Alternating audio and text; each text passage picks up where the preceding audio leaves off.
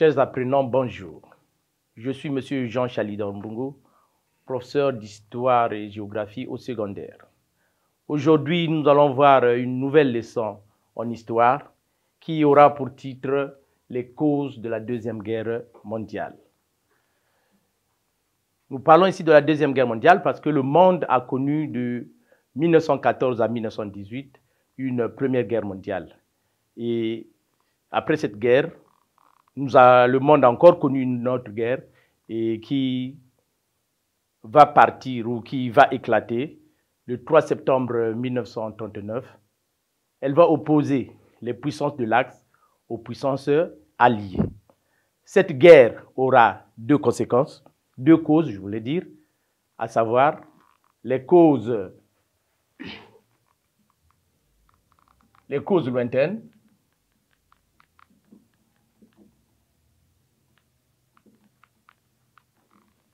et les causes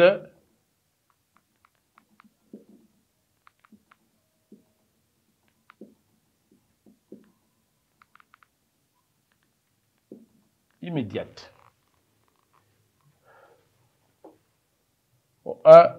Nous allons voir les causes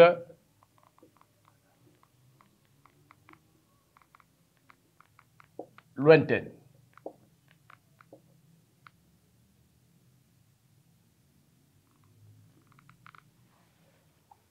Quelles sont les causes lointaines de la Deuxième Guerre mondiale? Parlons de la Deuxième Guerre mondiale. Nous pouvons dire que les causes lointaines sont au nombre de 5. La première cause est le démantèlement des clauses du traité de Versailles.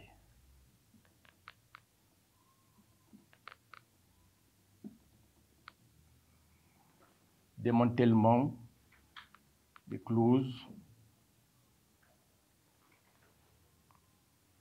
du traité de Versailles.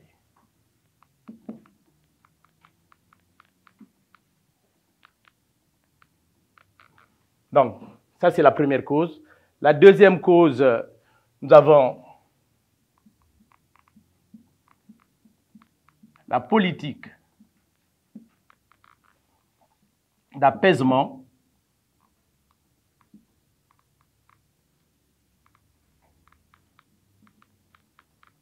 de la France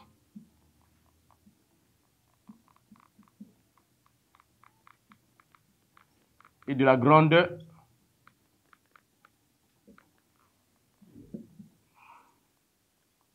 France et de la Grande-Bretagne. La troisième cause, nous aurons la politique isolationniste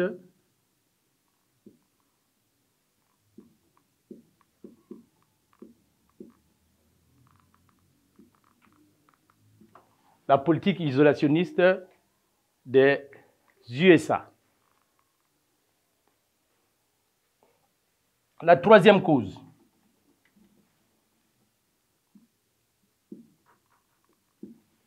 nous avons la politique des agressions de l'Italie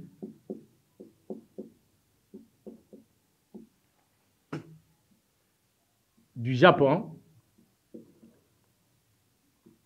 et de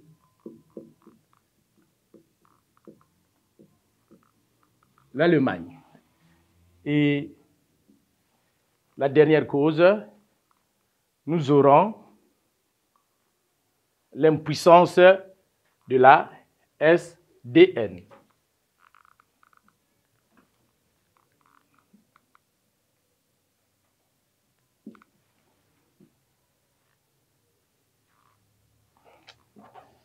L'impuissance de la SDN.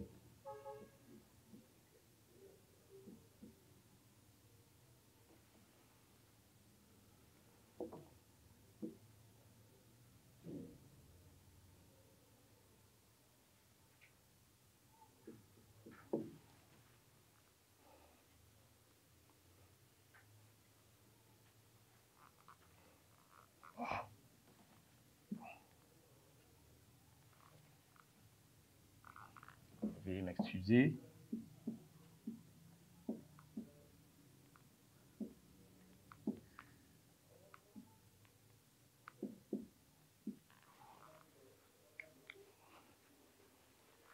Ici, nous avons énuméré 5 causes.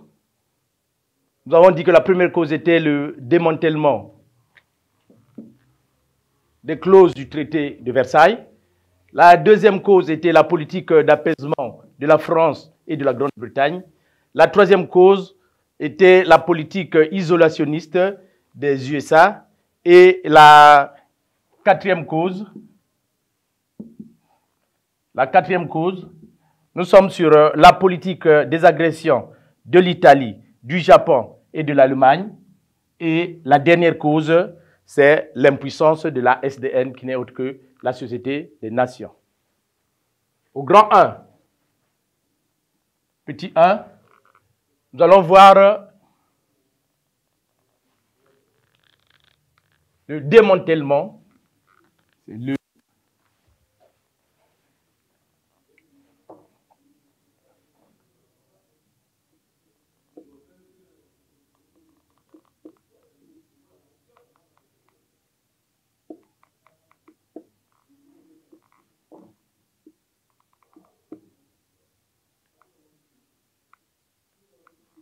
des clauses du traité de Versailles.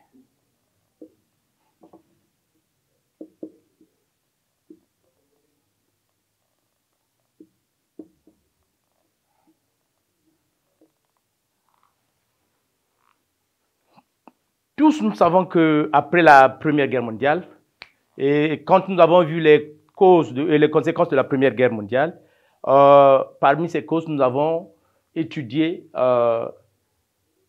le traité de Versailles. Et lors de ce traité de Versailles, il y a eu plusieurs clauses. Et ces clauses ont pour la majorité sanctionné l'Allemagne. Et ces clauses qui ont sanctionné l'Allemagne, au moment de la Deuxième Guerre mondiale, donc quand nous parlons des causes de la Deuxième Guerre mondiale, l'Allemagne n'a pas reconnu ces causes. En fait, il a bafoué ce traité, sinon il n'a plus respecté ces clauses. Et parmi ces clauses, donc, les clauses qu'il a eu à bafouer, sinon qu'il n'a plus respectées,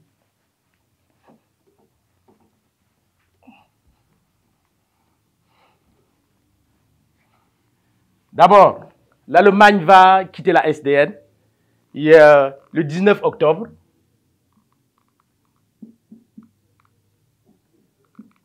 Le 19 octobre 1933, l'Allemagne va partir de la SDN. Tous nous savons que la SDN, c'est la Société des Nations, qui avait pour mission de mettre de l'ordre. En dehors de ce départ, l'Allemagne va se lancer encore dans une politique de réarmement, c'est-à-dire va se mettre à acheter les armes, parce que parmi les clauses militaires, il était interdit à l'Allemagne d'avoir une flotte militaire, sinon de remettre sa flotte militaire aux vainqueurs. Donc il y a ça. Il y a donc vous avez le réarmement.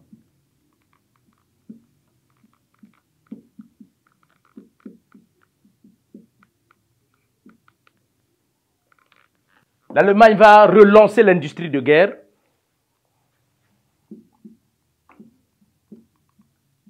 Avec la fabrication des cartouches, des avions de guerre, des armes.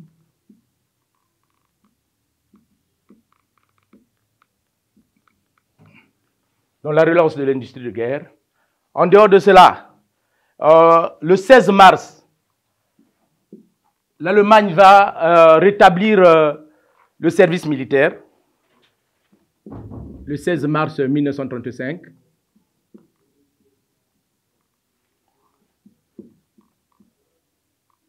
Le rétablissement du service militaire obligatoire.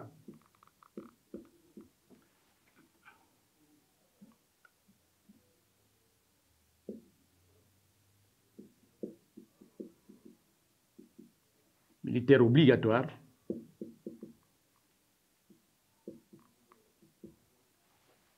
Il a le service militaire obligatoire.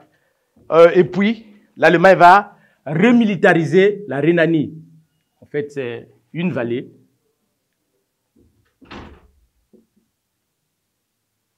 Remilitarisation.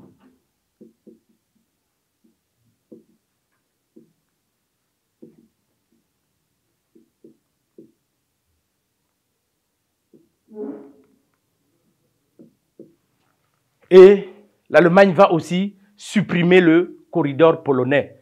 Donc la suppression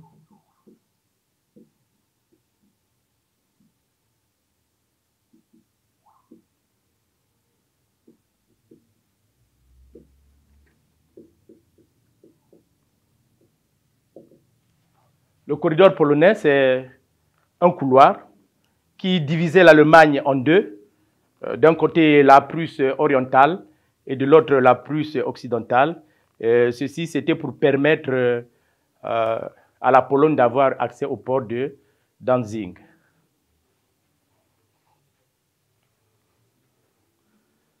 Nous venons là de voir les points sur, sinon, les faits qui ont caractérisé le démantèlement du traité de Versailles.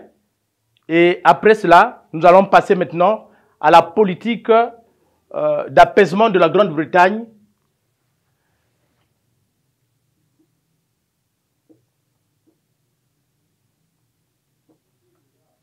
Politique d'apaisement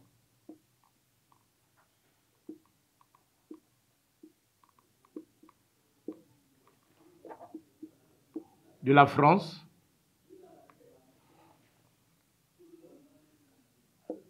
et de la Grande-Bretagne.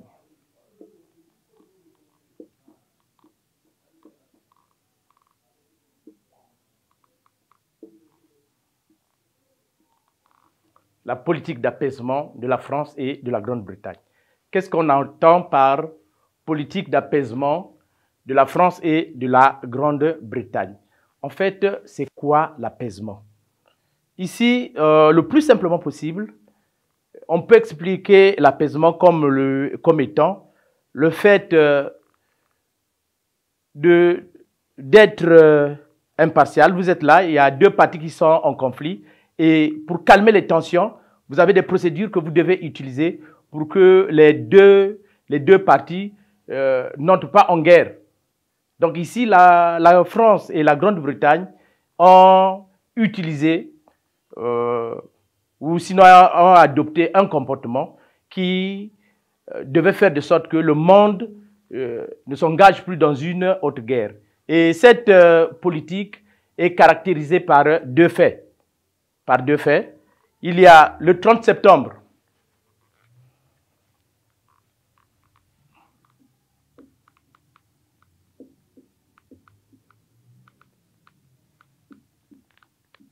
Il y a le 30 septembre 1938. Le 30 septembre 1938, l'Allemagne va signer. L'Allemagne va signer avec la Grande-Bretagne un pacte de non-agression. Donc les accords. Donc la Grande-Bretagne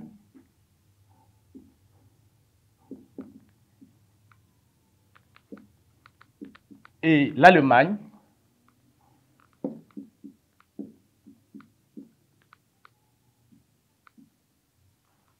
signent un accord de non-agression. Un accord de non-agression. De son côté, la France et l'Allemagne signent aussi un accord. Donc, la France et l'Allemagne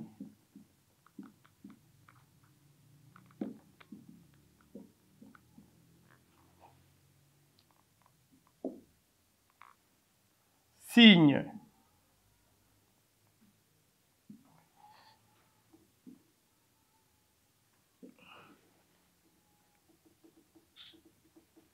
l'accord de non-agression aussi la France et l'Allemagne vont signer aussi un accord de non-agression le 6 décembre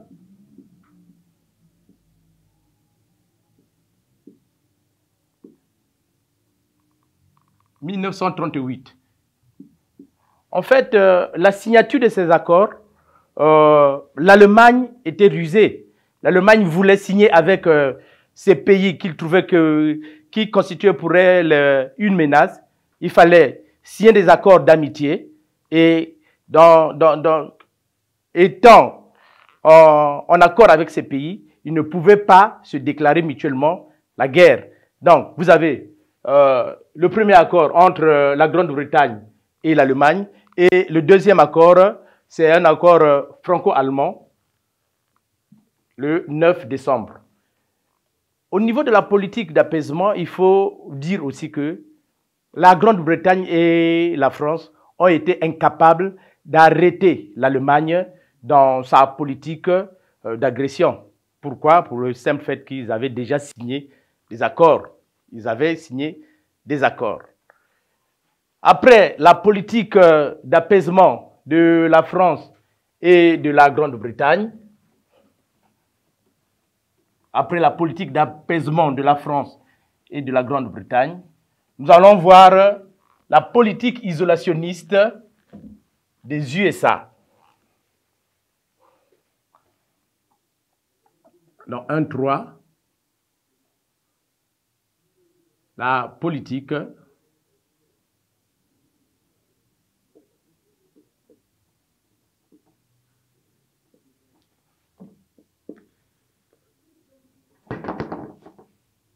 isolationniste des États-Unis d'Amérique.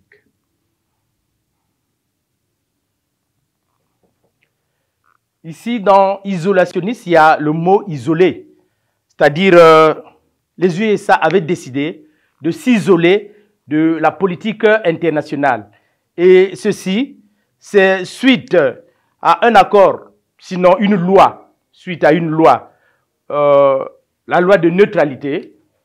Donc vous avez la loi de neutralité.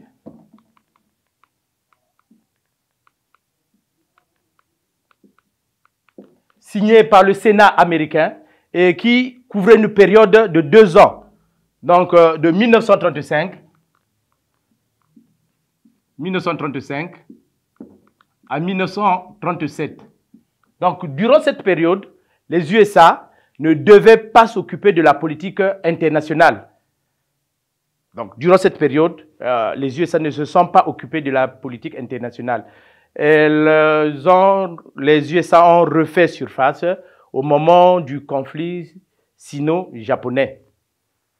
Donc la loi de la neutralité, c'est cette loi signée par le Sénat qui interdisait au Sénat, qui interdisait aux USA de résoudre ou de regarder les problèmes sur le plan international.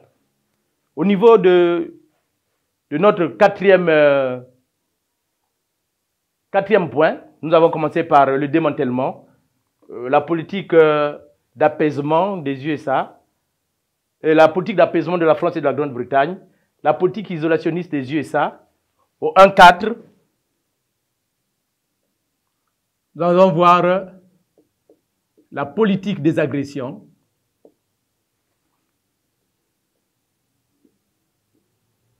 La politique des agressions du Japon,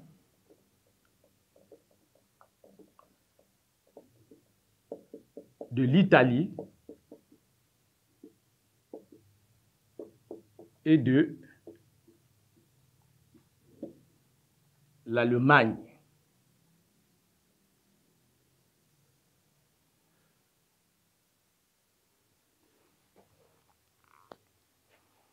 Comme le sous-titre l'indique, 3 pays ont mené les agressions, à savoir le Japon, l'Italie et l'Allemagne. Parlons du Japon. En 1931, le Japon occupe la Mandchourie. En 1931,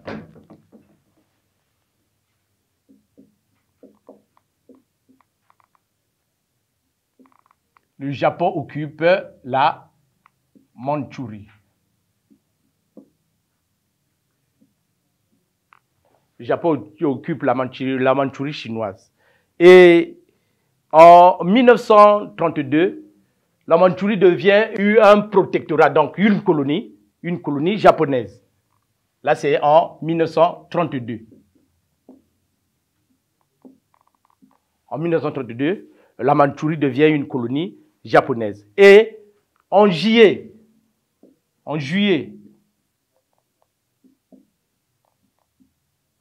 1937, le Japon va occuper totalement la Chine, sinon va envahir la Chine. La Chine deviendra dans sa totalité une colonie japonaise, sinon occupée par le Japon.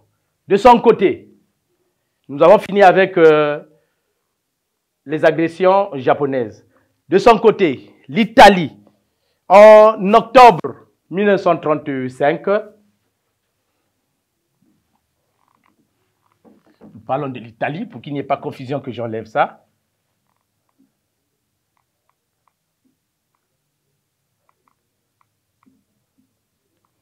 Donc, en octobre 1935, l'Italie va envahir l'Éthiopie.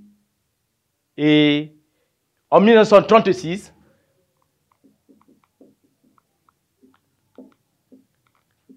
l'Italie va quitter la SDN.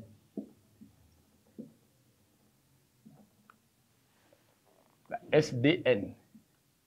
Ici, l'Italie va envahir l'Éthiopie. Quitte la SDN. Le 9 mai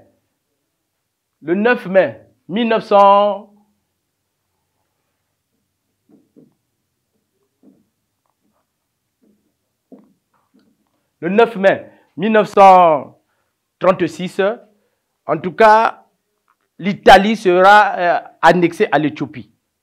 Et l'Éthiopie sera annexée à l'Italie. Et le 7 avril 1939, l'Italie va envahir l'Albanie.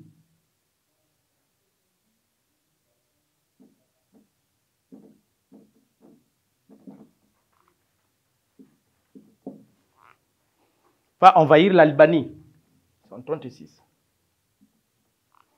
L'Italie va envahir l'Albanie le 7 avril.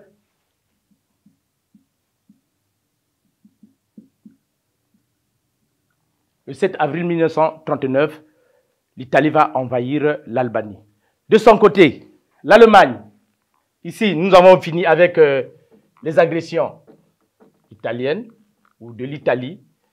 Au niveau de l'Allemagne, il y aura aussi beaucoup d'agressions. Et en 1936,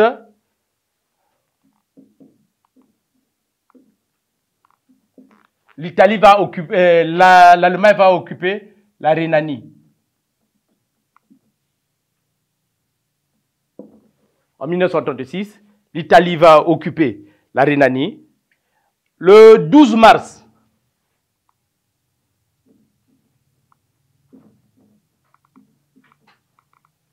le 12 mars 1938, l'Allemagne va annexer l'Autriche et c'est là où nous allons parler de l'Anschluss.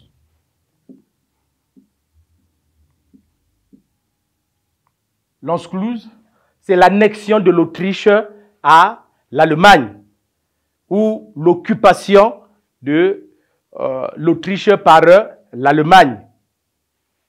En 1939,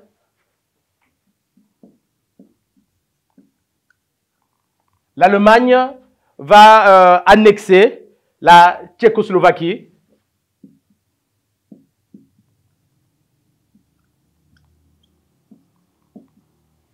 Pourquoi? Pour le simple fait que en Tchécoslovaquie, il vivait près de 3 millions d'Allemands.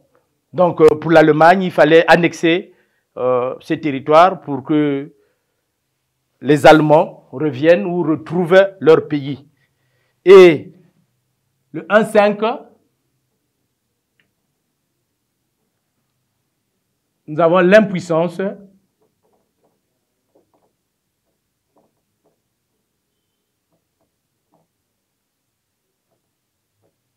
Le 1,5, nous avons l'impuissance de la SDN. C'est quoi la SDN?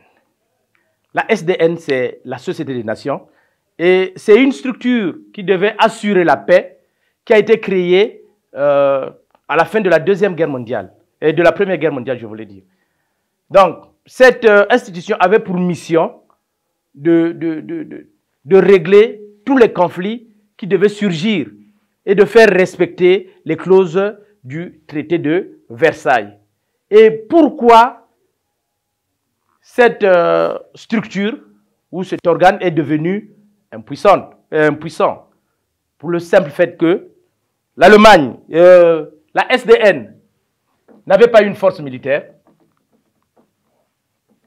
Donc, le premier fait, c'était l'absence d'une force militaire.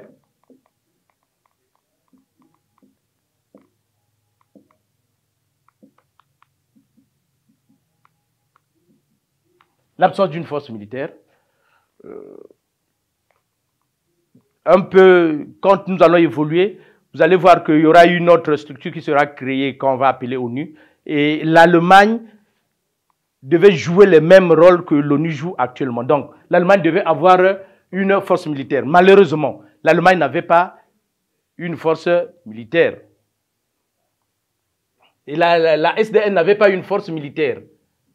En dehors de ça, il y a aussi l'absence des deux grands. Donc, les USA et l'URSS ne faisaient pas partie de la SDN. Le Sénat n'avait pas accepté, donc n'avait pas signé la loi qui permettait aux USA de faire partie de la SDN. Et au niveau de l'URSS, c'était lors de leur crise, il y avait des problèmes là-bas, en URSS. C'est lors de leur révolution, ce qui a fait que les USA et l'URSS ne fassent pas partie de la SDN. Ces deux faits majeurs feront que la SDN soit vraiment impuissante. Nous venons là de voir les causes, donc les 5 causes lointaines de la Première Guerre mondiale, de la Deuxième Guerre mondiale. Nous allons maintenant voir les causes lointaines, les causes immédiates, je voulais dire. Nous allons voir les causes immédiates de la Deuxième Guerre mondiale. Permettez que je nettoie.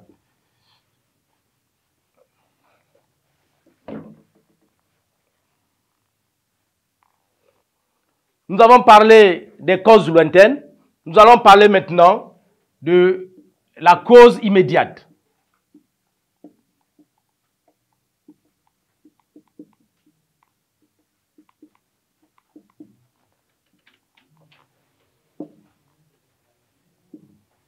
La cause immédiate de la Deuxième Guerre mondiale est l'invasion de la Pologne par l'Allemagne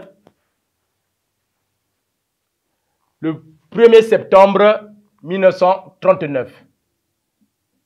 Le 1er septembre 1939, l'Allemagne envahit la Pologne et le 3 septembre 1939, la France et la Grande-Bretagne déclarent la guerre à l'Allemagne. Pourquoi l'Allemagne avait envahi la Pologne? Pour le simple fait que le corridor polonais divisait l'Allemagne en deux parties, la Prusse orientale et la Prusse occidentale. Et l'Allemagne, pour avoir l'intégrité, sinon d'avoir tout son territoire en entier, devait envahir la Pologne pour que ce corridor soit supprimé. Nous sommes arrivés à la fin de notre leçon sur les causes de la Deuxième Guerre mondiale. Nous allons maintenant passer à l'évaluation, sinon au contrôle des connaissances.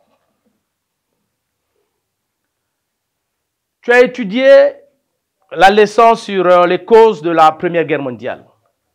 1. Tu as étudié la leçon sur les causes de la Deuxième Guerre mondiale. 1. Énumère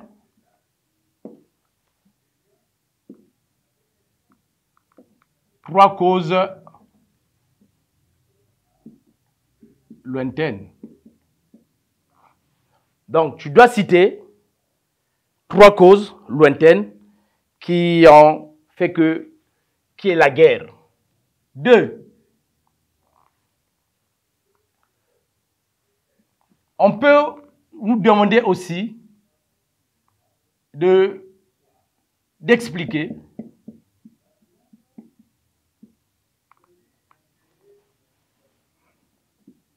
la cause immédiate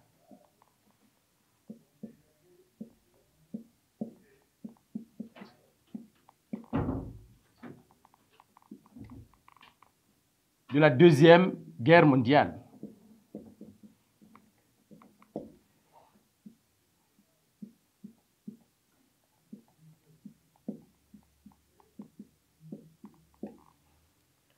Et retenez aussi que la date du 1er septembre et du 3 septembre 1939 peuvent être utilisées quand nous traçons souvent l'axe de temps.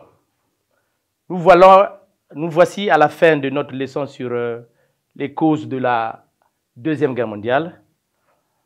Merci pour votre attention et à la prochaine.